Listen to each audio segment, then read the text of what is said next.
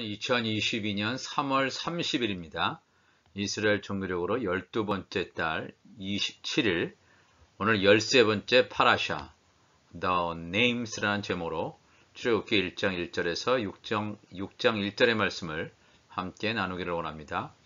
이번 파라샤의 제목은 이름들입니다. 이름들.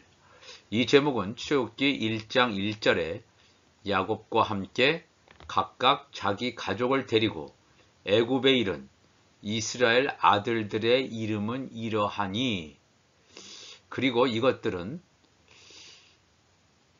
이름들, 아들들, 이스라엘에 나오는 이스라엘의 아들들의 이름들에게서 나온 것입니다. 왜냐하면 출애굽기의 제목이 히브리어 성경에서는 쉐모트, 즉 이름들이라는 것입니다. 이름들. 그래서 이스라엘의 아들들의 이름들, 그래서 그 이름들이란 것이 하나의 제목이 되겠습니다. 오늘 출애굽기 1장 1절에서 6장 1절 가운데서 출애굽기 3장을 강조해서 말씀을 드리겠습니다. 그리고 구약 선지서는 이사야서, 예레미야가 있는데, 이사야, 예레미야는 우리가 함께 또 나중에 읽어보시기를 바랍니다. 또 신약 성경은 마태복음, 또 마가복음, 누가복음, 사도행전, 또 히브리서가 있는데, 출애굽기 3장에 나타나는 그 떨기나무에 나타나신 그 하나님의 현현, 모세에게 나타나신 하나님의 현현과 관계된 그러한 누가복음의 기사를 가지고 함께 살펴보기를 원합니다. 여러분, 누가복음 20장 27절의 말씀 보면, 부활이 없다고 주장하는 사두개인 중 어떤 이들이 와서 물어 이르되, 선생님이여, 모세가 우리에게 써주기를 만일 어떤 사람의 형이 아내를 두고 자식이 없이 죽으면 그 동생이 그 아내를 취하여 형을 위하여 상속자를 세울지니라 하였나이다. 그런데 7형제가 있었는데 마지가 아내를 취하였다가 자식이 없이 죽고 그 둘째와 셋째가 그를 취하고 7이 다 그와 같이 자식이 없이 죽고 그 후에 여자도 죽었나이다. 7이 다 그를 아내로 취하였으니 부활 때에 그 중에 누구의 아내가 되리이까 그랬습니다. 부활을 인정하지 않는 사두개인이라고 하는 유대교의 종파, 바로 이 종파는 예수님을 곤란에 빠뜨리기 위해서 부활에 관한 질문을 던집니다. 7명의 형제들, 또 그 한 명의 여자의 결혼관계를 가정하면서 부활 시에 누구의 아내가 될 것인지 물어보는 극단적인 질문의 예를 들면서 예수님을 난처하게 만들려는 속셈이었을 것입니다.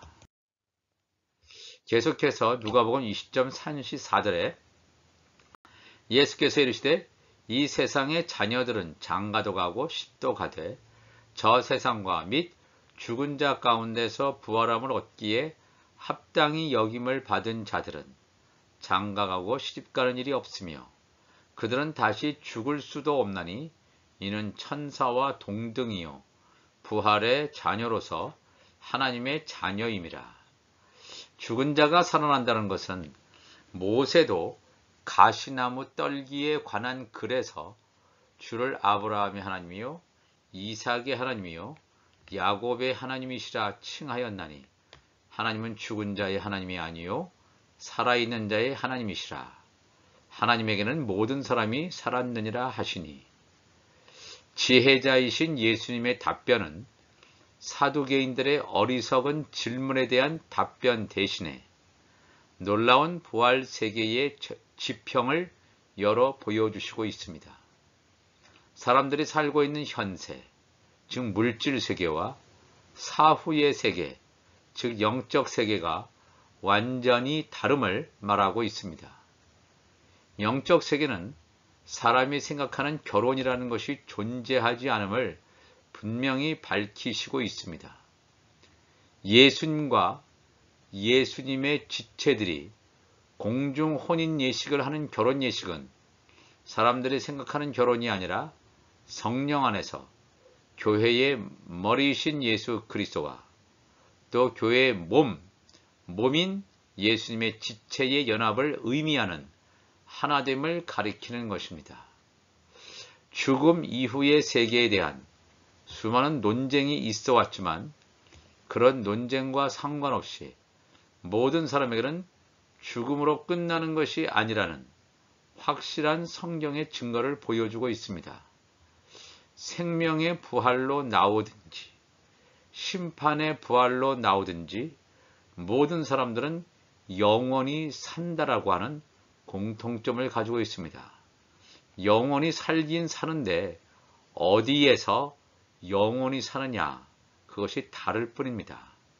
하나님의 자녀들이 영원히 사는 곳, 구원받은 하나님의 종들이 영원히 사는 곳, 어린 양의 생명책에 기록되었다가 믿음을 잃어버리고 세상을 쫓아간 쭉정이가 영원히 사는 곳, 또 어린 양의 생명책에 기록조차 되어지지 않은 가라지들이 영원히 사는 곳, 이 모든 것들을 성경은 보여주시면서 과연 모든 사람들은 다 영원히 사는데 영원히 사는 장소가 다름을 말씀하시고 있습니다. 하나님에게는 모든 사람이 살았느니라 하는 말씀 속에서 엿볼 수가 있겠습니다. 예수님께서는 부활의 논쟁을 출애굽기 3장에 나오는 모세가 떨기나무에서 하나님을 만나는 장면을 끌어들이시면서 설명하시고 있습니다. 지금 사두개인이 부활에 대한 질문을 예수님께서 던질 때 예수님께서는 출애굽기 3장에 모세에게 나타나신 그 신의 현현의 기사를 통해서 부활 사건을 말씀하시고 있습니다. 하나님께서는 스스로를 가리켜 나는 아브라함의 하나님이요 이삭의 하나님이요 야곱의 하나님이심을 모세에게 선포하십니다. 아브라함은 하나님과 언약을 체결한 언약 백성입니다.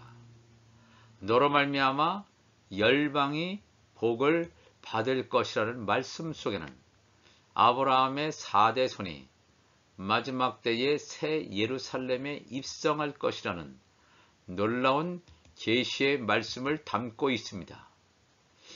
또한 이삭은 아브라함의 유일한 약속의 씨로 아브라함과 맺은 언약이 그대로 계승되며 야곱을 통해서 하늘에 속한 자손인 요셉과 땅에 속한 자손인 11명의 아들들을 통해서 하나님의 아들들, 하나님의 종들의 구속사를 보여주시고 있습니다.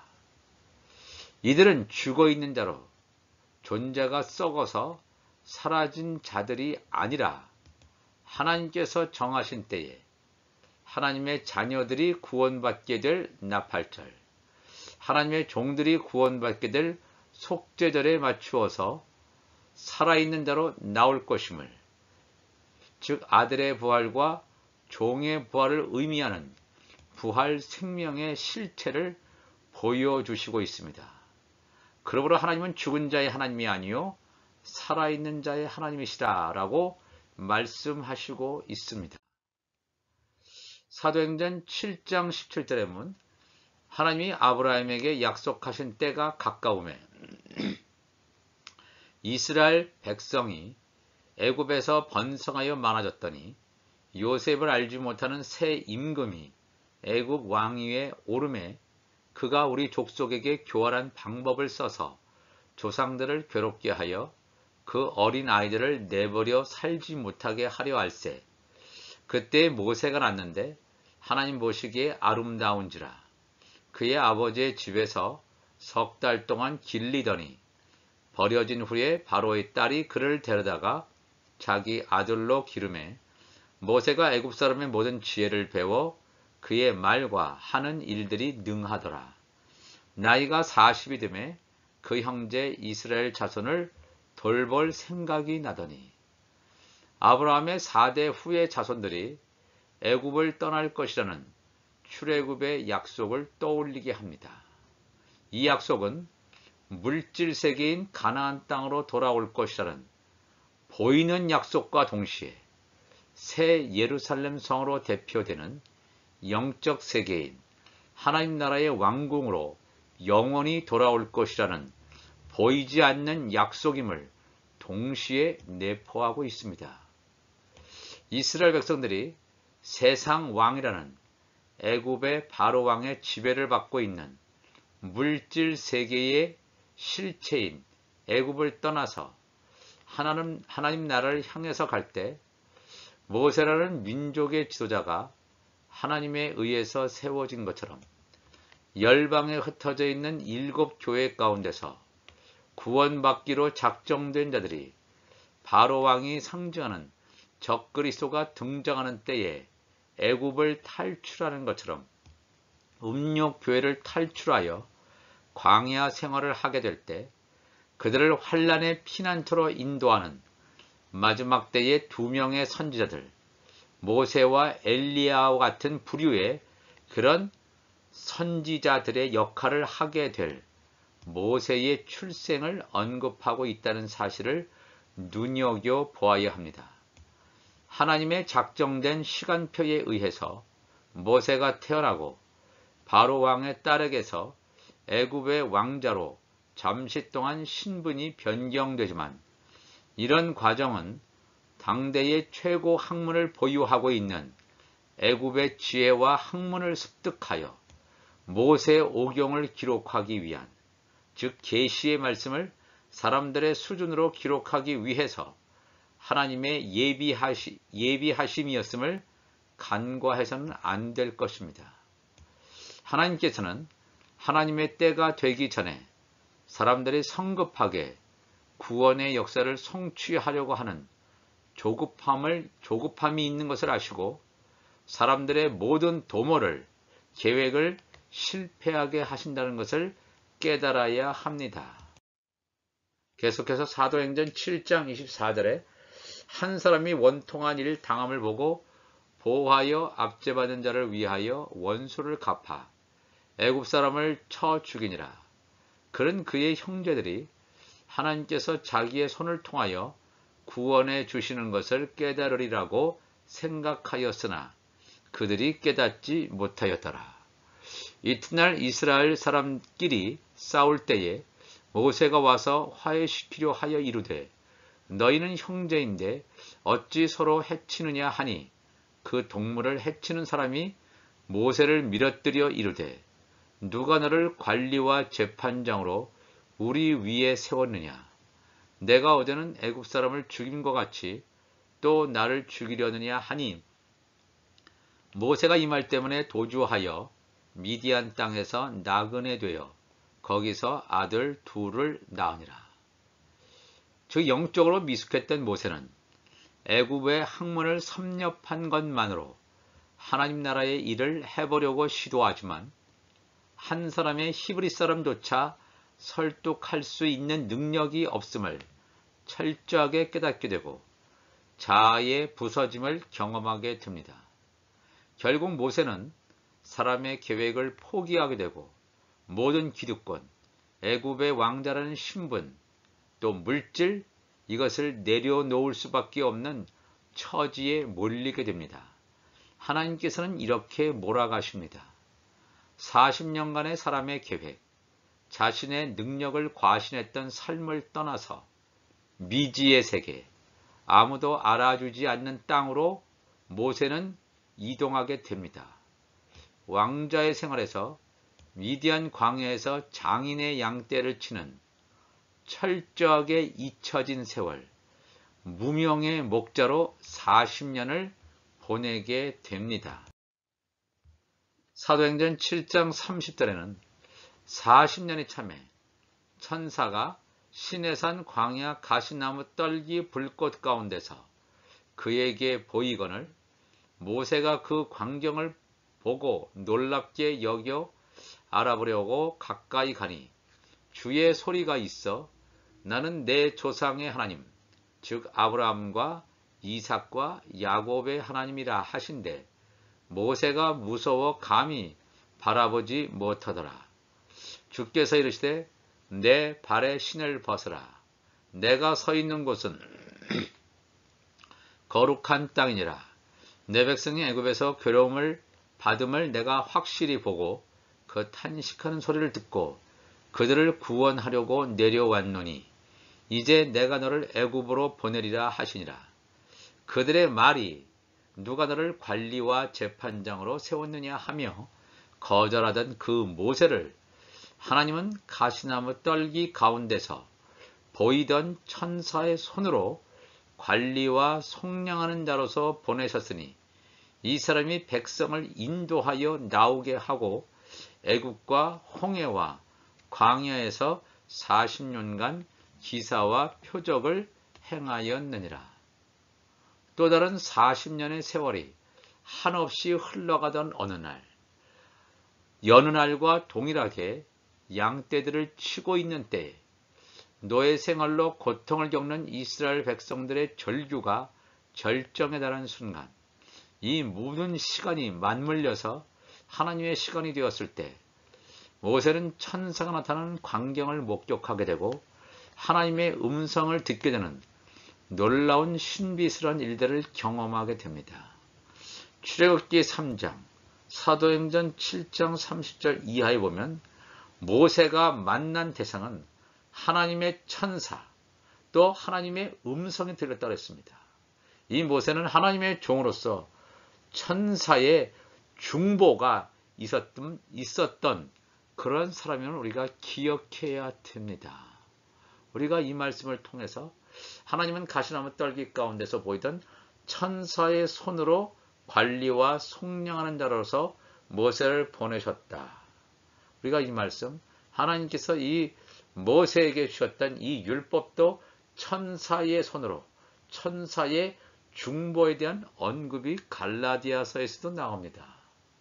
우리는 하나님의 자녀로서 예수 그리스도 새 언약의 중보자이신 예수님께서 우리에게 친히 오셔서 말씀하신 이 새 언약의 말씀, 이 복음을 우리의 심령 가운데 새기고 오늘도 하나님의 때를 기다리며 사모하며 나아가는 우리 모두가 되시기를 주님의 이름으로 축원을 드립니다. 다 같이 기도하시겠습니다.